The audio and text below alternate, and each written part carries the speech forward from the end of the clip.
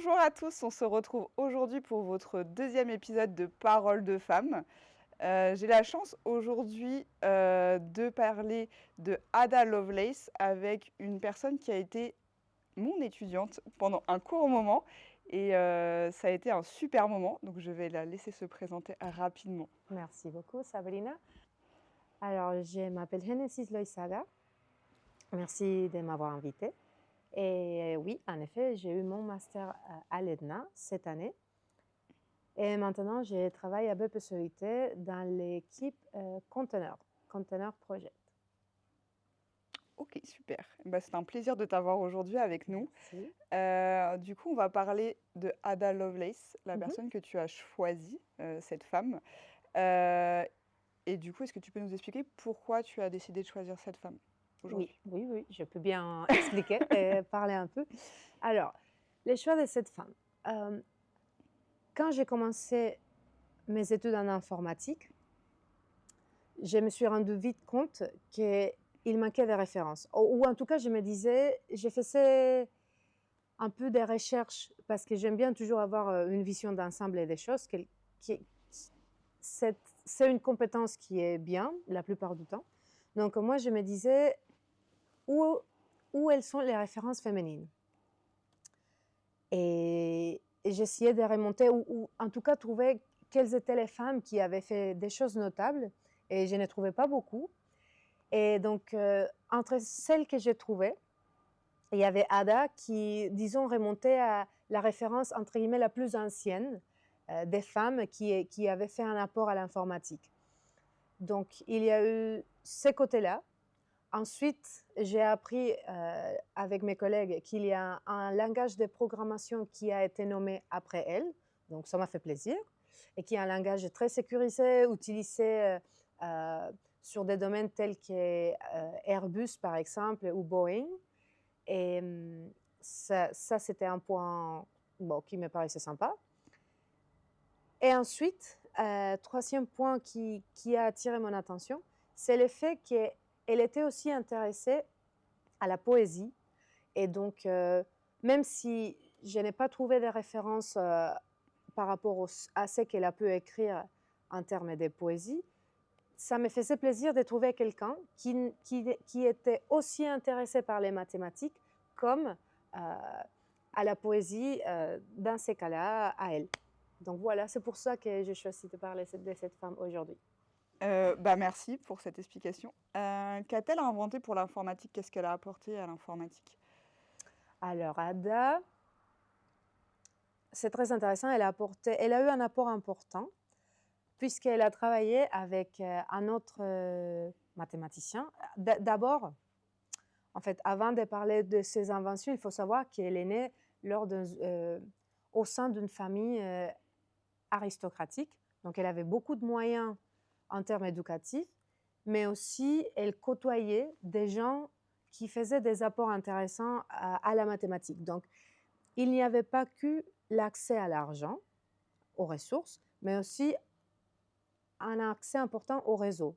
Donc, ça les permettait à elle de toucher un peu plus des sujets que si, par exemple, on ne grandit pas avec ça quand on est enfant, est-ce que ça va nous éveiller plus tard? Donc, son cas à elle, bah, elle a été immergée sur ce genre de sujets. Sa mère aussi avait un intérêt pour les mathématiques et aussi un intérêt pour rapprocher enfin, je ne veux pas dire démocratiser, je ne sais pas si c'est un mot valable pour ce que sa mère voulait, mais en tout cas, elle voulait rapprocher aussi la connaissance vers les gens. Donc, je pense que ces bagages a été aussi important pour elle, pour ensuite côtoyer les bonnes personnes. Donc, dans ces cas-là, Babbage, qui est le monsieur avec lequel elle a travaillé, pour concevoir cette machine analytique. Donc, on sait bien que Ada a fait un rapprochement très important entre la machine analytique et comment est-ce que ça se dit en français? Métiers à tisser. Oui, c'est ça. Les métiers à tisser des jacquards.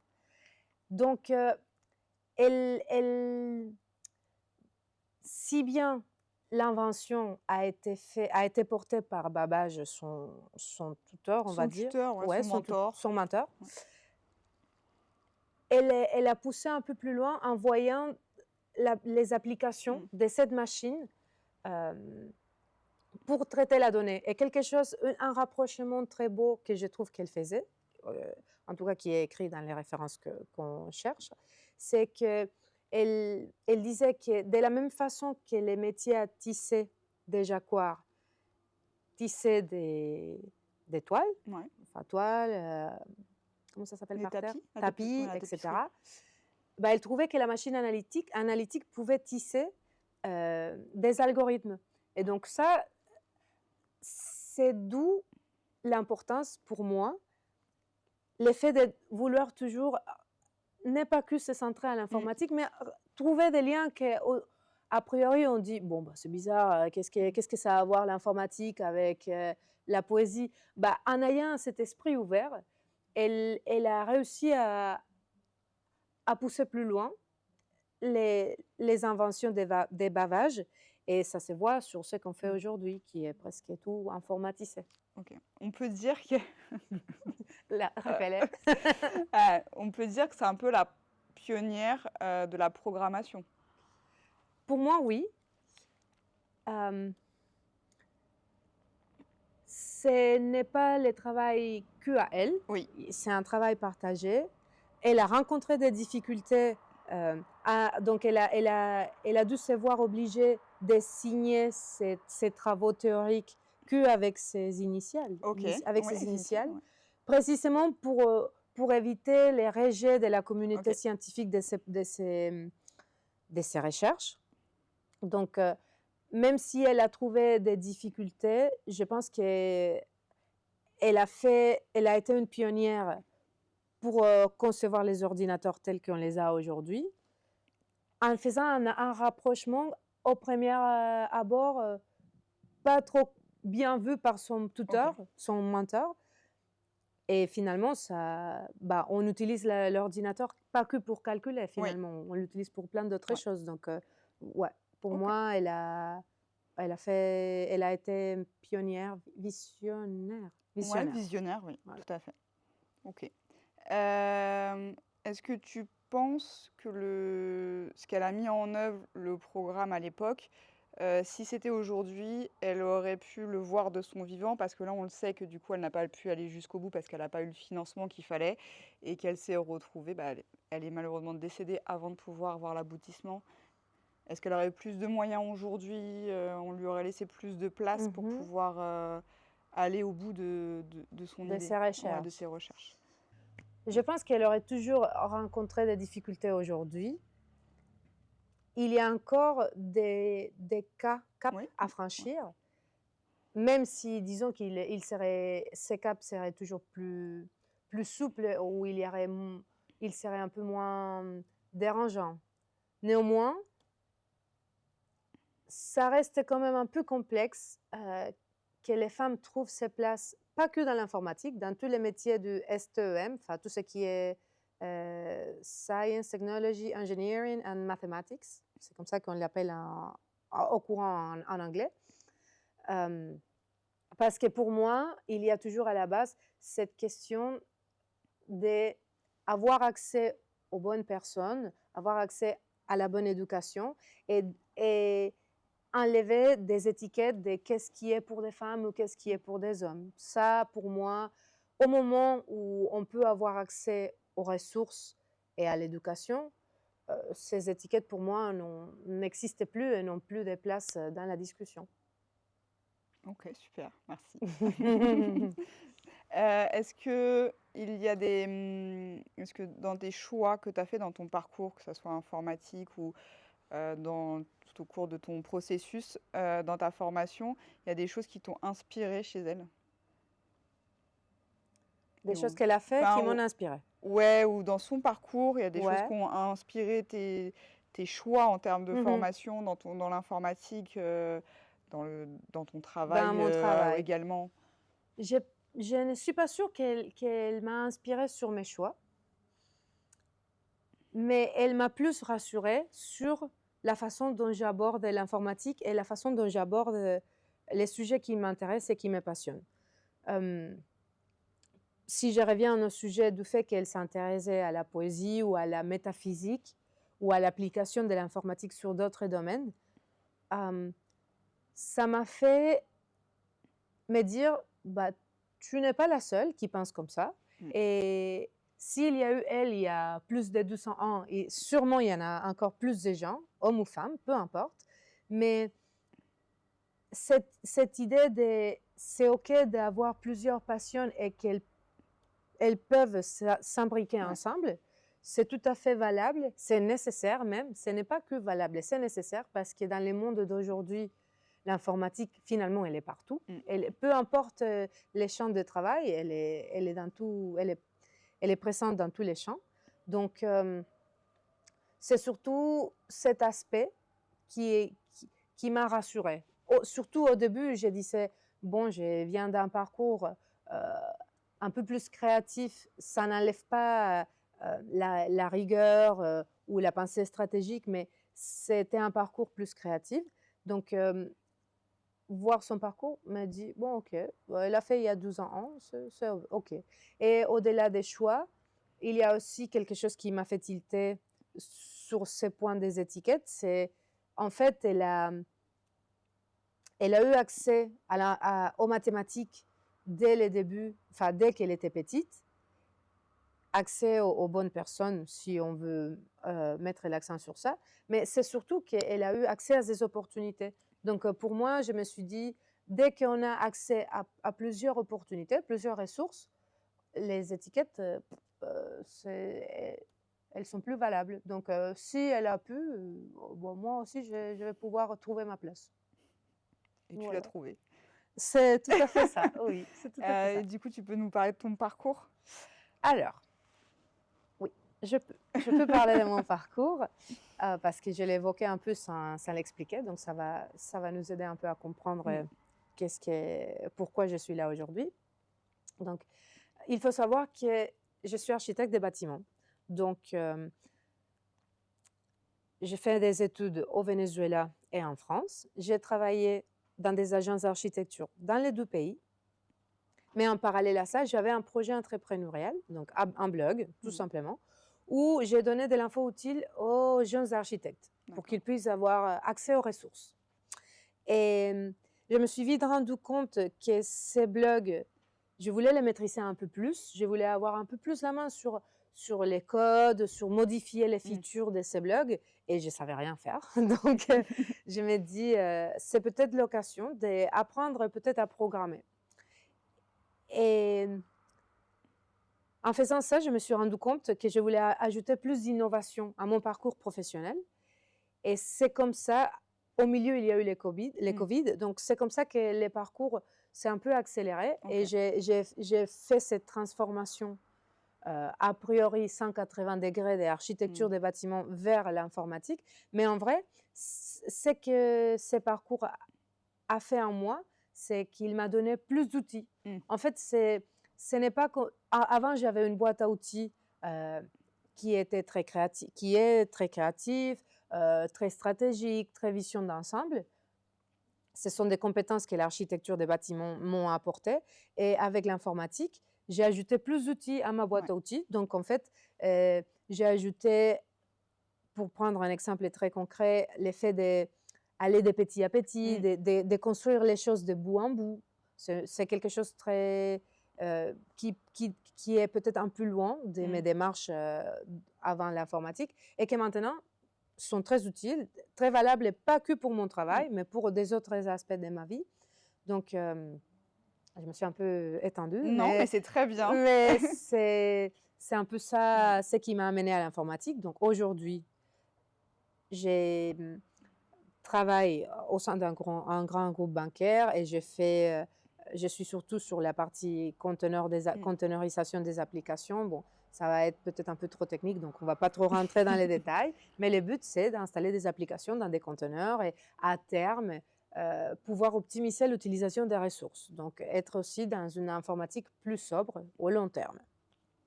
Voilà, c'est ça mon parcours. Super. Est-ce que dans du coup ta reconversion et le fait d'arriver en école d'informatique et d'avoir une alternance parce que tu Mhm, as fait une c'est vrai. alternance en parallèle, est-ce que tu as rencontré des difficultés en tant que femme? Tu l'as ressenti en tout cas comme ça lors de ton parcours? En tant que femme, si j'ai rencontré des difficultés dans mon parcours, Que ça soit au sein de l'ETNA ou enfin dans ta promotion en tout oui, cas ou dans dans voilà, l'ensemble, voilà, c'est ça. tu veux dire. Hmm, oui et non. Je vais faire la diplomate. Non. Pourquoi j'ai dit oui et non? En fait, dans le sens, en ce qui concerne le travail en équipe Mhm. au sein de l'école, parfois j'ai rencontré des difficultés. Je ne sais pas si c'est parce que si c'est lié au fait d'être femme ou pas, mais en effet, la majorité des équipes étaient toujours Ouais. quatre garçons et moi, ou Mm, 5 garçons et moi, ou 3 garçons et moi, parce qu'il n'y a pas beaucoup de mm, femmes, donc c'est la réalité du terrain. J'aime pas les clichés, mais j'ai étudié avec des garçons un peu timides. Donc, c'est vrai. donc bah oui, ça crée peut-être des différences dans Mm, la communication. Donc moi, je dirais, euh, c'était souvent la communication qui était peut-être un défi ok. à surmonter. Euh, Pareil, la façon de parler ou trouver mes mots, par Mm, exemple, le fait que les Français n'est pas ma langue maternelle, donc mm, parfois je n'utilise pas les mots corrects et ça peut créer des frictions, même sans les oui. vouloir. Donc, l'effet de devoir avoir ces petites barrières, on va dire, donc on pourrait dire, d'un côté, c'était un blocage. Ouais. Mais d'un autre côté, pourquoi je dis oui et non? Parce que d'un autre côté, non, parce que on veut montrer dans l'ensemble, je veux dire, j'aime pas trop généraliser, mais je vais me le permettre. Et donc, dans l'ensemble, dans les entreprises, on, on commence à avoir cette intention de vouloir, comment dire, trouver la parité Oui. homme-femme. Donc, il y a des entreprises qui cherchent Oui. aussi des femmes. Ça n'empêche pas qu'il ne faut pas que ces femmes-là soient, euh, non pas des compétences. Il faut Oui. que ces femmes soient compétentes telles Oui. qu'un homme pourrait l'être. Mais il y a cette volonté de Oui. vouloir équilibrer pour trouver cette parité. Donc, c'était positif pour moi Ok. aussi dans ce sens-là. Donc, il y avait un peu les deux, Les deux revers, quoi. les deux revers. Merci beaucoup. Et du coup, est-ce que tu aurais un conseil à donner à des femmes qui douteraient d'elles ou qui hésiteraient à venir dans la filière informatique, scientifique ou technologique? En fait, moi, je pars du principe, oui, mais j'ai, comment je vois les choses? Je pars du principe que ce n'est pas question d'être homme ou femme pour aboutir ou pas dans les domaines technologiques, mathématiques, ingénierie, etc. C'est question d'avoir accès aux bonnes ressources et avoir accès à une bonne éducation et aux bonnes personnes qui, qui sachent nous guider. Donc, à chaque fois que, que vous auriez des doutes, quand je les ai eus, je me suis dit, on a tous le même cerveau. Donc, il n'y a pas moyen, il n'y a pas de possibilité pour que je n'arrive pas. Si je n'arrive pas, c'est parce que je pense d'autres façons et c'est pas mauvais de penser, d'avoir un autre cheminement de pensée. C'est encore, comment dire, c'est même riche, ça apporte de la richesse d'avoir des parcours de pensée différents. Et le monde de l'informatique a besoin de diversité de pensées pour apporter des solutions plus créatives. Donc, je pense tout à fait que les femmes et hommes ont la place dans l'informatique et il n'y a aucune étiquette ou distinction à faire. Donc, au moment de doute, il faut juste penser qu'on a les mêmes cerveaux. Enfin, il y a pas. Ça paraît simple, évidemment, parce que c'est trop facile à dire, mais quand on les vit, Oui, quand on le vit, oui. c'est différent. On est là, on se dit: «Mais bon, c'est juste une boucle, pourquoi j'y arrive pas?» et les autres ont peut-être plus de souplesse. Mais c'est là où il faut se dire: «Ce n'est pas grave si je pense Mm. autrement. J'utilise les outils que moi j'ai dans ma boîte pour, résoudre, les problèmes». Il faut juste être patient avec soi-même, je pense. Patiente Patiente, ouais. avec soi-même. Bah, c'était super. Je te remercie d'être venue. Merci, moi aussi je vous remercie, c'était J'espère que cool. tu as passé un bon moment. C'était un Oui, plaisir de te retrouver. oui, oui, oui, oui. Pareil pour moi. C'était l'épisode numéro 2 de Paroles de femmes. J'étais accompagnée de Renésis Loazaga et je vous dis à bientôt. Au revoir. Au revoir, merci beaucoup. Ciao, ciao.